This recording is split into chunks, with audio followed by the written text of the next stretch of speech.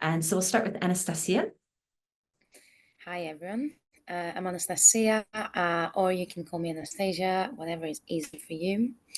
And I'm a dance and movement psychotherapist. Currently, I'm training in somatic psychotherapy, which is a very body-based way of psychotherapy, while the dance and movement psychotherapy part is based on the body and mind connection, mainly. Great. That's me. Okay, thank you. Over to you, Rachel. Hi everyone, I'm Rachel. I am a first year PhD student, just started in October, and my project focuses on basically therapizing street dance, trying to find a way to make street dance into a mental health intervention for young adults. Before my PhD, I did a master's in psychiatric research at King's College London, and before that, a psychology degree. So very much an early career researcher. I'm very excited to be here, given this opportunity to talk about my research. So thank you. Okay, super. And over to you, Shruti. So hi everyone, my name is Shruti. I am a cyberpsychologist and now an early career researcher in robotics. Basically, I come with a very multidisciplinary background. I spent 10 years in the corporate world. And then during COVID, I just wanted to follow my passion for robotics. So I kind of moved into this. So yes, in this field, I'm kind of a very fairly new person. My research interests are finding how we can use technology for mental health. And currently, I'm kind of co-designing 2 types of robots for children in healthcare settings. So that's just a gist of it. And what I lack in experience and expertise, I kind of make with my obsession for robots. So that's just me in a nutshell, I guess. Okay, fantastic. So what we're going to do next is I'm going to pose a question for each of our speakers and just get a little bit deeper into the connection between dance and therapy and how could this link with robotics. There's a lot of interesting things.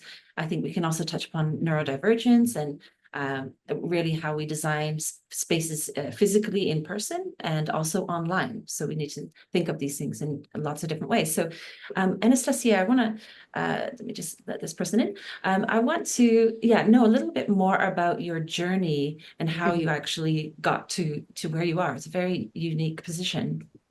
Yes, yes, it is. And actually, my whole journey started when I was 6, and I started going into ballet classes, and I fell in love with movement, with expression through movement, and dance in general, and how dance can make you feel.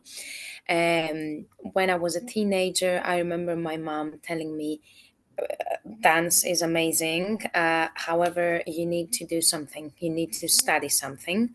You need to find something to study, and you can do dance alongside that as a hobby. That's then I start thinking about what can I do, which actually in the future might allow me combine both. And after a research I've done online, I found out that there's this amazing master's degree here in the UK. I'm from Greece, by the way, where it actually combines dance and psychology slash psychotherapy. Which was amazing, because also another very interesting area for me was to work with people in general, in any way, to be able to interact with people on a daily basis and learn their stories. So amazingly, my journey started. I had to do my psychology degree initially in Greece, in Aristotle University. After finishing that, I came to the UK to do my master's degree in dance and movement psychotherapy in Derby University, where I had the opportunity to study for 2 years the basics of the connection between the body and the mind. A very, I would say, a very ancient philosophy, which went away for a few years, and now it's coming back again, as there is a lot of research currently, but actually during the last years, on body and mind connection and dance and psychotherapy more specifically. So what the dance and movement psychotherapy offers, first of all, it is a psychotherapeutic mean. We use the movement to tell our stories through the movement. Especially, it helps a lot in the cases that people they are not able to speak their stories. They don't want to speak their stories, or they're not ready. They're not there yet. And it also movement and dance supports the intellectual, emotional, psychological, and motor functions of the body as well. So it's really recommended for people with any kind of mobility issues. As a modality of the creative art therapies, mainly dance movement psychotherapy looks at the correlation between the movement and emotion, and there are ways to measure that by looking at the range of motion. So we are measuring the range of motion that you have before the sessions and after, like, for example, 6 sessions are completed, by the temperature as well, the heart rate, and all of those measurable, actually, ways. However, we are also using qualitative measurements like questionnaires and open questions on how people feel before and after a dance and psychotherapy session, for example. Few things about very, very quickly about the dance and psychotherapy session. It does combine as well like a talkative part or a reflective part better, where the person at the end of its movement session, they can reflect on how they felt. If they don't prefer to speak, then they can choose another alternative creative way, like drawing, any kind of movement, or play or drama as well. That's great. Thank you. And that segues really nicely when you talk about metrics and measurements, because Rachel really is doing, I think, possibly the Yes. world's first like the clinical look at breakdancing and how this can improve mental health outcomes. So that's just so nicely segues. So Rachel, do you want to take a step back actually? And I'd like to ask you, tell me more about street dance and, you know, the style of dance and how it makes you feel, because you've got measurements, but like, just tell us about the culture and the love of why you love dancing. Yeah, so I actually began dancing. My parents put me into it when I was very young, about 4 or 5 years old. I actually started off with ballroom and Latin dancing and explored various styles like rock and roll, and I did a bit of contemporary and tap, and then I kind of found my way to sorry, like commercial or commercialized hip hop, kind of the popular version of hip hop by 14. And then it was around the age of 18 that I've actually found a dance crew in Birmingham, where I'm from. And we trained in the different foundational styles, well, foundations of each street style. So for me, mainly, I prefer hip hop, but I also have a love for house, popping, locking. I've done some light feet, breaking being the oldest of the street styles. And the feeling that street dance and hip hop gives you, for me, it was just something non-comparable to the styles I had done before, because it's not just choreography that you're doing, it's also very freestyle based. And I very quickly found out that I'm amazing at choreography and I can perform great, but then to freestyle and actually explore and discover my own body and be comfortable with that, and um to be so aware of where my body is in space and what its limitations and capabilities are, was really incredible. It was kind of like tapping into another version of myself, another part of like my soul, I guess. And I think what hip hop means to me is kind of it's reflected in the literal definition that it has. I think hip hop literally translates to intelligent movement. So the word hip, which comes from the Wolof term hippie, it actually means to opens one's eyes as a form of enlightenment or intelligence, basically. And the word hop coming from the English dictionary meaning movement. So I very much relate to the literal translation of hip hop. And like me personally, it has helped me through difficulties when I lost my nan, when I recently lost a friend. Like it was something where I could just delve into, partly as a form of escapism as well.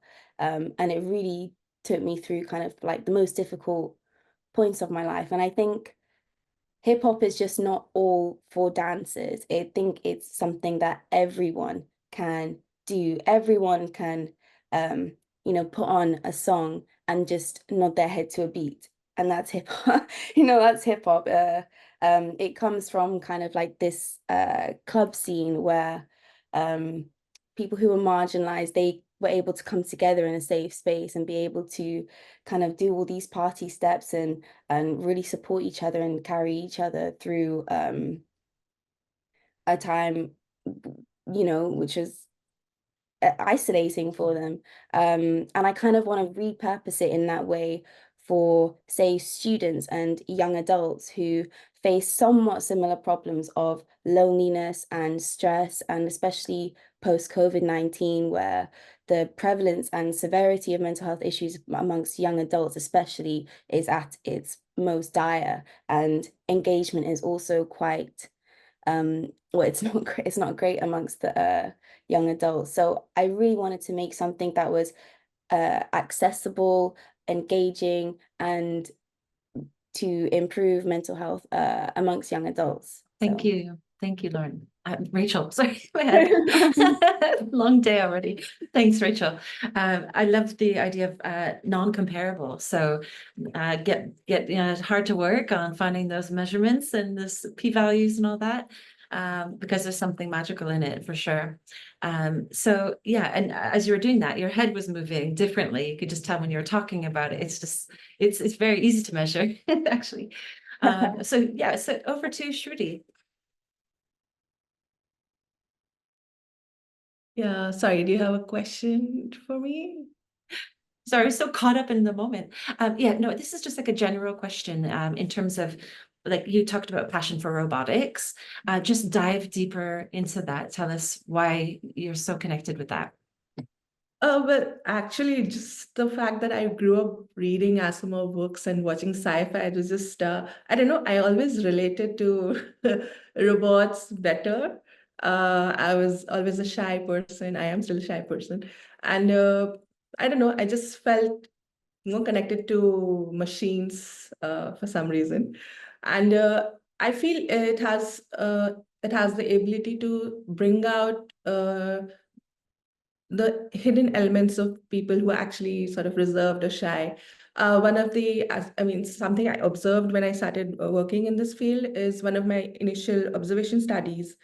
There was this girl who was so shy, but she agreed to participate in the research. We were doing a sort of interaction study on how children sort of perceive robots. It was just a very, very basic study. So when she came in, she was so shy, she just couldn't say hello to me, and she was hiding behind her mother.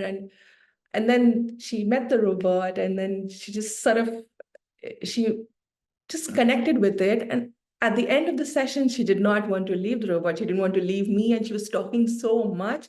And it was just so beautiful to see her change from what she was initially to, and just because of interacting with the robot, she became a different person.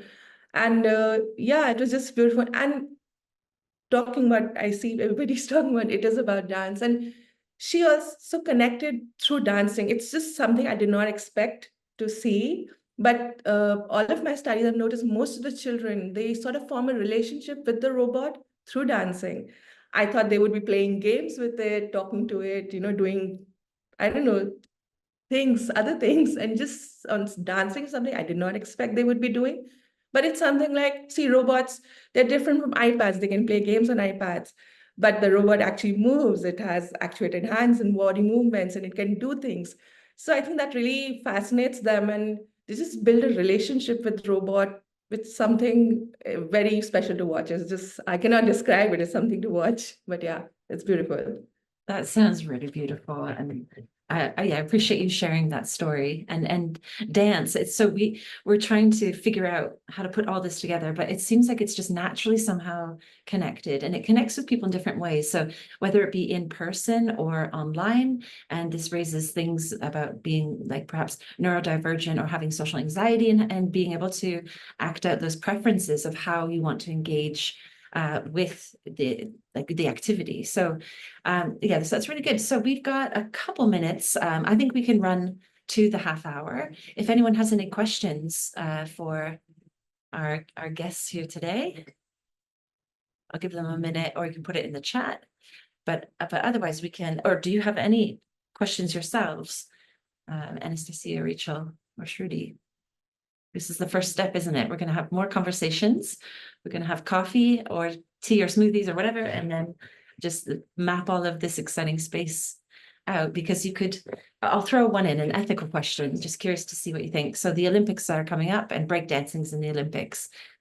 Judges have to think very carefully how you assess this culture, street culture, that's now becoming a sport, and that's very good and very bad. There's a lot of risks and of appropriation and a ton of stuff. So if you used AI to model or to train the winner of the breakdancing championship, and use that to then say, okay, I think this will be the next winner, that just train it on a ton of breakdancing data, knowing who the winner actually is, and then apply it later. How do you feel about that? How do you feel about just using AI or that kind of application to model motion and movement? Are we missing things, and what are we missing if we're just relying on that to drive decision making? So if any of the guests want to say anything to that. I don't mind jumping in there. I think in dance battles, a lot of it is the judges will kind of have their own, it's basically based off of their opinion and their technical knowledge of breakdancing. And based off of that, you don't get kind of like a breakdown of, oh, we get marked on difficulty or creativity or your top rocks and then the skills that you do when you're on the floor. There's no kind of like criteria, say, like there is for gymnastics. However, these are concepts that they will consider in their mind. I think it's just about how and whether to quantify them, because very much it would be like you don't know what's going on in their minds. By the end of it, they would just kind of point this way, or do you say it's a draw, and they have to do another round. I think the use of AI could be really incredible and probably the most reliable way to quantify this, because you're able to input basically every single move that someone does. I think the only thing that would be kind of like one hindrance is the I'm not sure how the kind of culture and the atmosphere could be quantified. So, for example, there could be this amazing original move that someone does that's never seen before, which is really creative, but might not actually be so difficult. And there are sometimes moves that people do, and the whole stadium just erupts like, whoa, everyone starts running around like on the dance floor, and it's like that move just completely ended the other battler. But then they could come on and do something very technical and very difficult, but then the AI could then mark them as a higher score, despite the fact that their opponent has done something that has a lot more like creativity and feeling and spoke more to the audience. So I think it's really about weighing up kind of like, it does, I guess, have a qualitative and quantitative aspect. Okay, thanks, Richard. I gotta stop you there, even though I want to let you keep going. But Emilius had his hand up, so I think we'll Thank let you. you jump in. Cool. I mean, I'm just really amazed by the conversation, and I'm so gutted to not be able to be part of it later, because it's just wicked. It's just, and it touches on so many different interests for me, like breakdancing, Greek dancing. I'm Greek as well, so it's like perfect, and digital AI robotics. but what I think what my question is, and it kind of links a bit to what Becky was saying, and I think it's a fundamental difficulty when doing what I would call something that is underground and overground, or a street and then mainstream, right? And then how do we do it in a way that maintains its authenticity? And how do we do it in a way that kids, I'm going to use that word broadly, right? Young people are connected with and into, and don't feel that it's overlaid with either testing or judges or evidence-based sheets that they have to, and questionnaire. Do you know what I mean? It's like, how can we maintain that rawness that means absolutely this is something, dare I say, cool, right? And I think mental health needs a bit of cool. I love it. I love it. And I'm gonna kind of be in the freestyle mode, and I think Amelius, your session's coming up in a couple minutes. So how about we all just like stay in this space? We'll keep this conversation going, and then I won't jump off the Zoom. We'll just be in this moment. So I think we've got some comments in the chat. So Trish, I don't know if you want to speak on, use your voice, or I can read it out. Oh, I can use my voice if you prefer. Yeah. So it's really interesting, kind of the ethical side, and that's where I come from on this. So I was wondering, should predictive analytics that we see from AI be used in respect of dance and mental health? This is a very sacred and sacrosanct space, and particularly if someone is expressing themselves in a creative, emotional, intimate, enlightened manner. I wonder if, what does that do for someone, and what does that do to someone in them being potentially surveilled? Just thinking about even in that kind of Olympics setting, or being monitored by an AI to in their movement and creativity, what would that do to someone's mental health? That was my kind of first question, in the sense of, is that something we should even in any way allow, because of the nature of it? And then the second piece, for our robotic expert in the room, should robots be allowed to dance? Because if this is something, actually that potentially be uniquely human to help us be in tune with our body and our movement and our space and our mind, and expressive and somewhat spiritual, often dance is being used to in worship, for all manner of cultures. Should robots be able to do it? Wicked. Everyone's mute. Trish, what have you done? So anyone want to speak to that? Or is that just how we kind of end the session with some deep thoughts? But if someone does want to say something, feel free to jump in. Otherwise, So I'll Yeah. answer about the robots that can dance. There is an emerging field called choral robotics. It's how robotics are basically teaching robots how to dance, especially robots that are quite well manufactured. Boston Dynamics actually sort of launched this thing where they release these videos of their robots dancing, and it created a new field where now people are actually learning how to make robots dance. The idea behind that is just to see how functional the robotic limbs are. Is just right now just a way to show, okay, our robots can do this, and we have designed them this well that they can move as fluidly, almost as fluidly as humans. With respect to whether they should dance, it's I don't know, it's a toy. I mean, look they look at it, it's just I don't know, they're not really taking away from anything human as such. They're replicating humans, and it's just something add-on. It's just right now just a novelty. Just people like to watch robots dance. It's just that. It's nothing more than that. I don't know if actually your question meant about the ethical aspects of it or spiritual aspects of it. I'm not sure.